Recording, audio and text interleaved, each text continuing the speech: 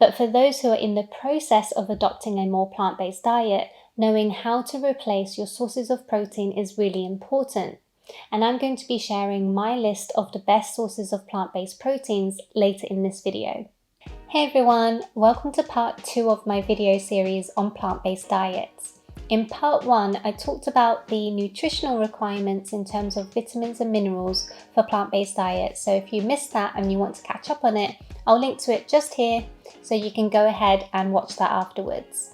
And if you want to check out my timestamps just below in the description box, you can jump straight to my list of the best plant-based proteins.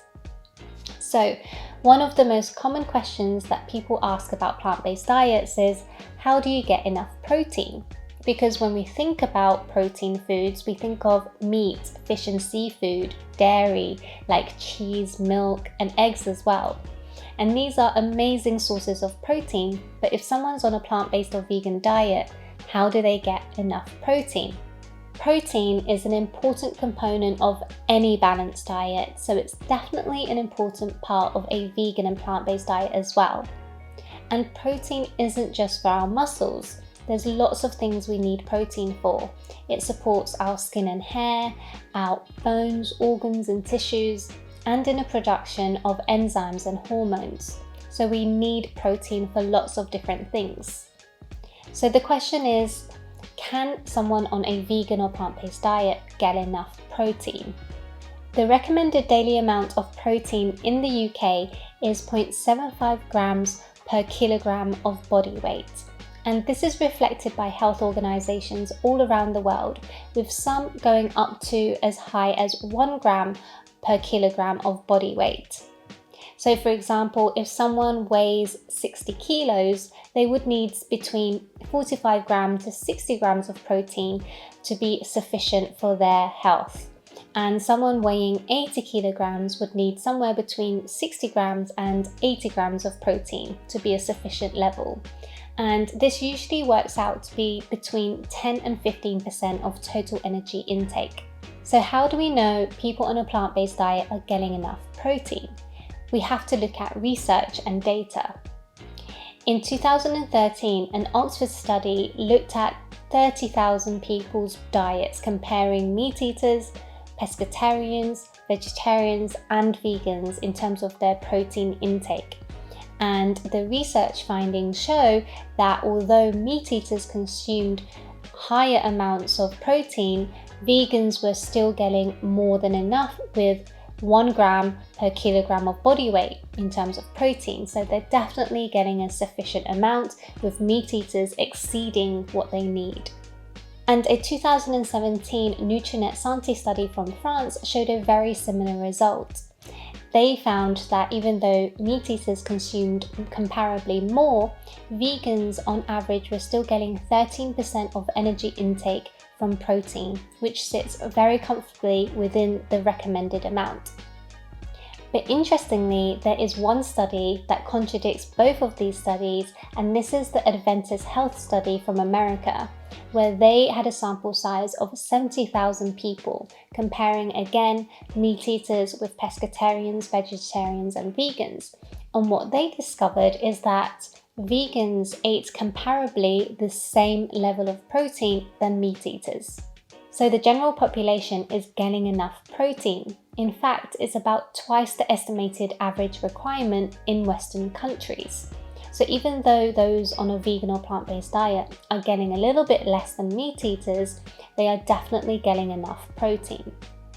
But for those who are in the process of adopting a more plant-based diet, knowing how to replace your sources of protein is really important. And I'm going to be sharing my list of the best sources of plant-based proteins later in this video. So there's a dietary theory called protein combining, and protein combining says that you have to eat complementary plant proteins at each meal in order to get enough quality protein in your diet. If you've heard of protein combining before, pause the video now and let me know if you believe that protein combining is true or whether it's a myth. So protein is made of 20 different amino acids, and 9 of them are essential amino acids because our bodies can't synthesize them. We have to get them from our food. The idea of protein combining is based on a long-standing belief that plant proteins are inferior to animal proteins because they are incomplete, because they lack these essential amino acids. And this led to the idea that you need to combine plant proteins at each meal in order to make up for their relative shortfalls. So for example, rice is low on the amino acid lysine whilst having good amounts of all the other essential amino acids. And chickpeas is low on the amino acid methionine whilst having good amounts of all of the other essential amino acids. So if you pair rice and chickpeas together, you essentially make a complete protein meal. So is this dietary theory true or is it false? It's actually false. It's a myth.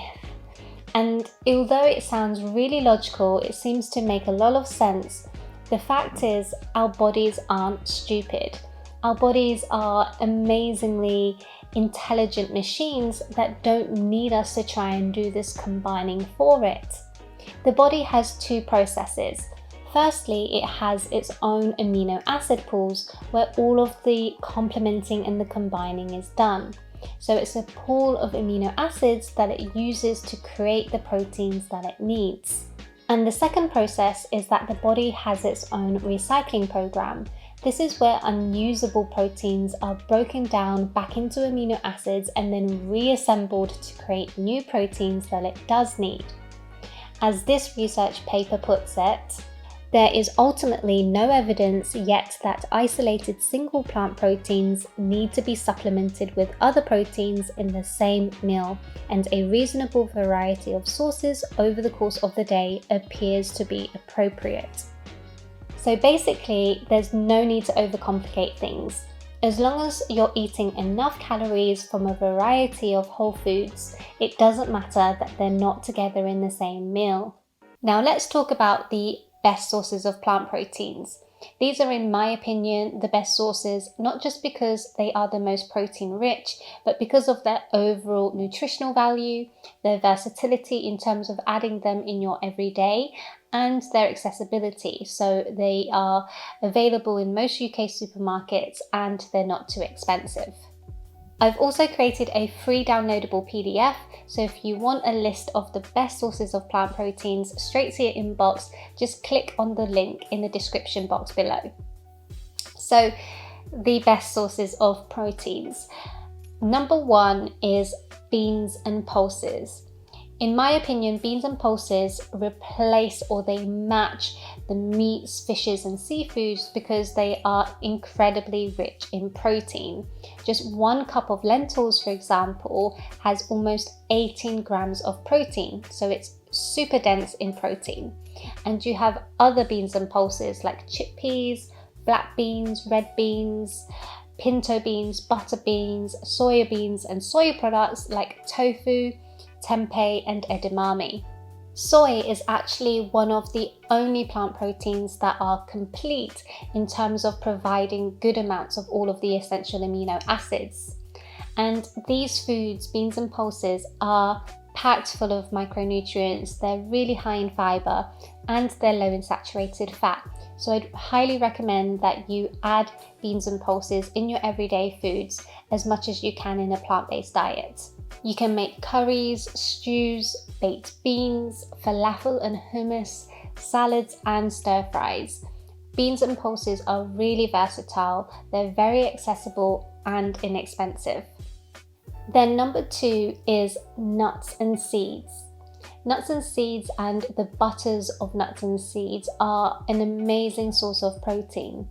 A 30-gram serving, so about a handful of almonds, can give you between 8 to 10 grams of protein. So that's an incredible amount of protein for such a small amount of food. Nuts and seeds are also a great source of monounsaturated and polyunsaturated fats, which also provides a good source of omega-3 and 6. So these are your healthy unsaturated fats. Some of my favorites are cashews, walnuts, almonds and Brazil nuts. And my favorite seeds are chia seeds, hemp seeds and flax seeds, as well as sesame and pumpkin seeds. I love adding nut butter to my porridge every morning. If you follow me on Instagram, you know I love my porridge every day and I always add some nut butter.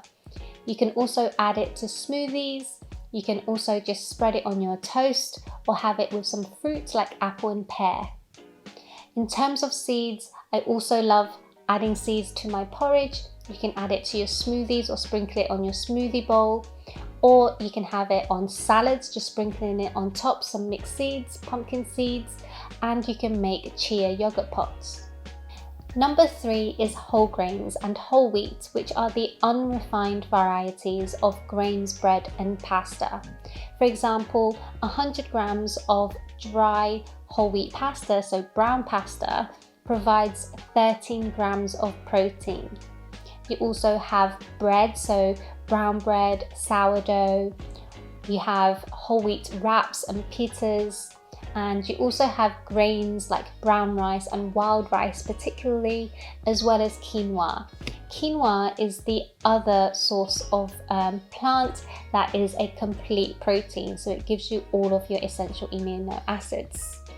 The benefit of whole grains and whole wheat is that they are a rich source of starchy carbohydrate, fiber and micronutrients, and they are super accessible and versatile.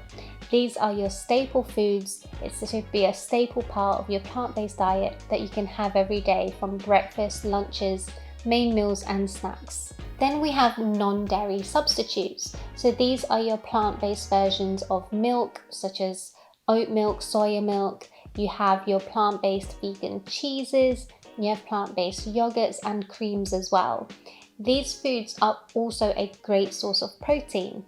So for example, my favorite yogurt is the plain Alpro yogurt, where 100 grams provides almost 4 grams of protein.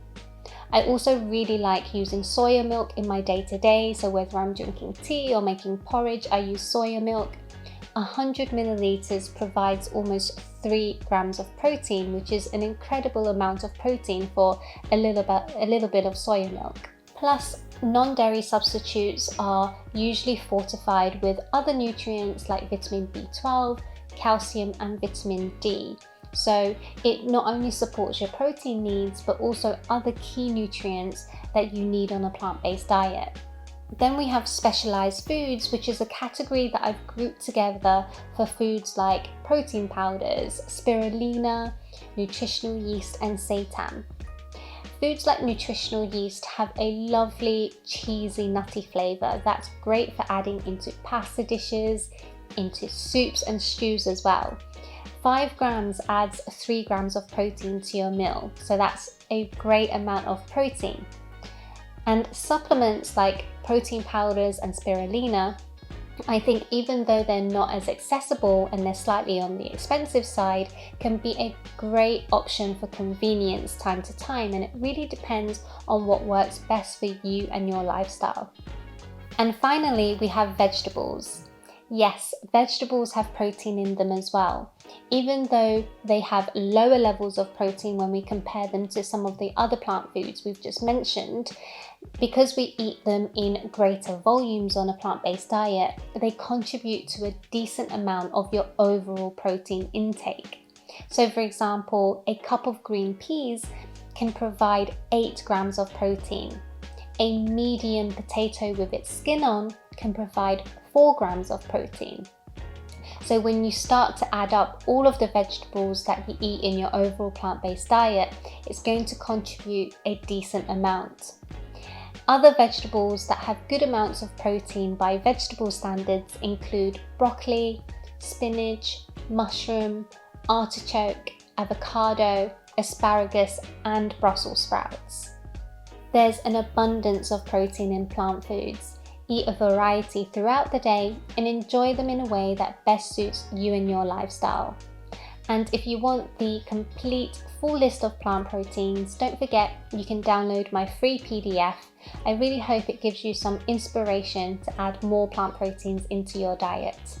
So that's it guys, thank you so much for watching. If you liked this content, please give me a thumbs up, and if you could subscribe, that would be amazing.